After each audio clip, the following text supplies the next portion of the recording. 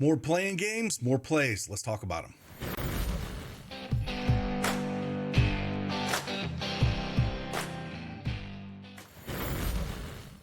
Hey, how's it going, everybody? It's Craig Bennett, aka Cash Keg, back with another NBA PrizePicks video. Yesterday, we ended up going 2-1. Both the model plays hit. Top 5 model plays ended up going 5-0 after we added field goal attempts and fouls committed. So we have those with the free throw model. I'll kind of show you what the top 5 did. And I kind of took it later in the day. The one that we had that we hit early in the morning that I talked about did get pulled off the board. So hopefully we were able to get on that one. But we hit both of them on Caleb Martin under 1.5 free throws made. That's the one that got pulled off. And then we hit Rui over 1.5 or over a half a free throw made. And Anthony Edwards just, oh man, he had a horrible game against the Lakers. Things went into overtime, but it was a fun game to watch. And again, we got 2 games coming here today. We'll talk about both of them. If you don't have that PrizePicks account, use that promo code CashKeg and get 100% instant deposit match up to $100. Let's just talk about some plays. Let's go.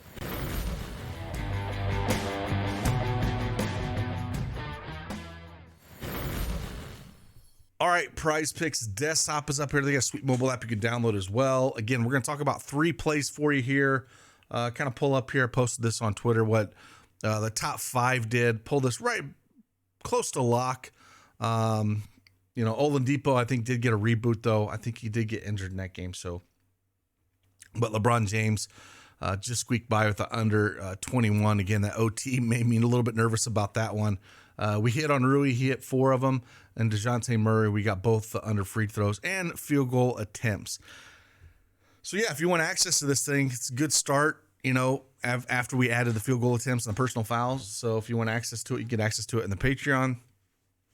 And we're going to talk about 2 more plays from that model that are pretty high up on the model top 5. As of right now, the thing does adjust depending on what's going on, but not too awful much with the playoffs. But we'll see what happens. And then we'll talk about one other play as well. And let's just dive into it. Let's first talk about the one play that I think there's a couple ways you could look at this. That's Pascal Siakam. Again, going up against Chicago here. Chicago is 21st in pace. And if we go look at Toronto, they're 25th in pace. So this is going to be a super slow game. I was kind of looking at 2 things here. I was looking at Siakam's points at 23.5. I kind of like the under here. If we look, he's played only Chicago once this year, put up 20 points back on February 28th. And then if we go look back last year, he scored 12, 25, and 22 against them, all in the regular season, not in the playoffs there at all. But we got a small 214 total here. Toronto's favored by 5.5.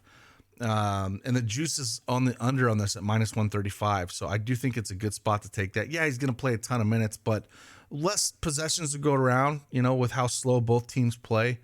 And I think the other one you could look at that kind of correlates well with that, as you can come down and look at his field goal attempts at 19.5. I think you can go under on this as well.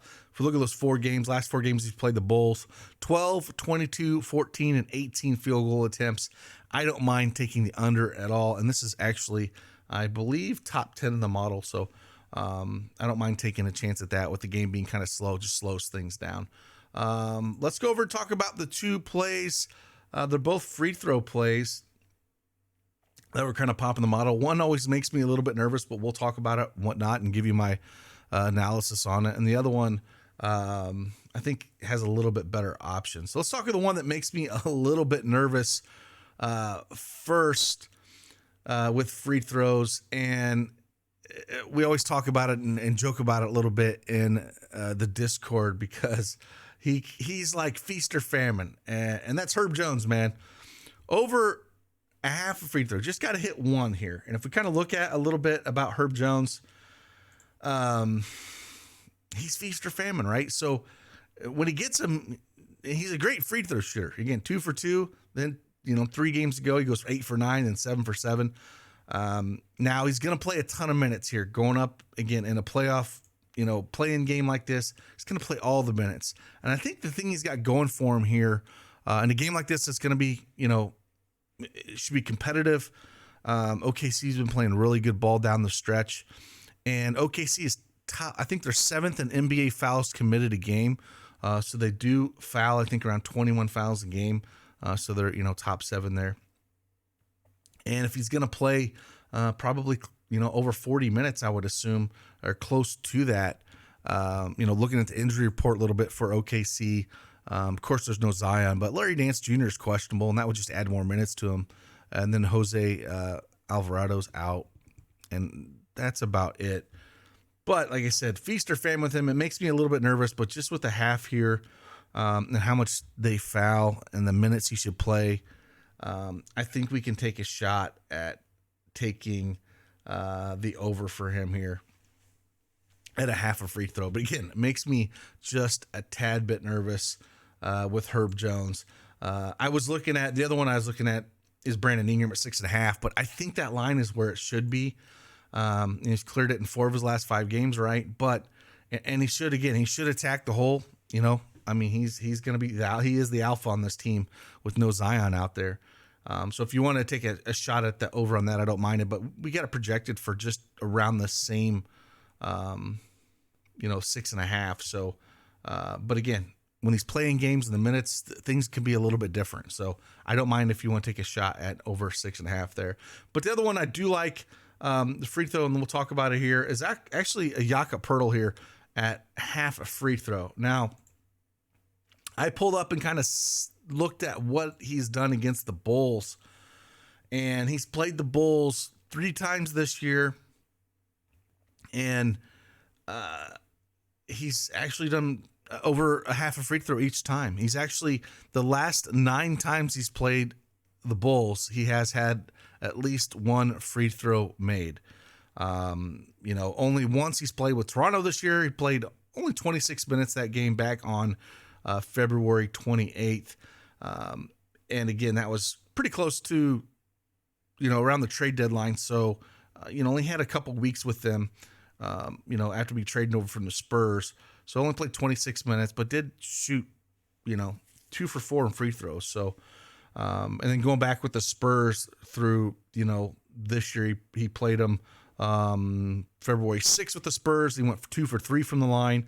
And then he played for the Spurs on October 28th, and he went 1 for 2. So all 3 games he went to the line.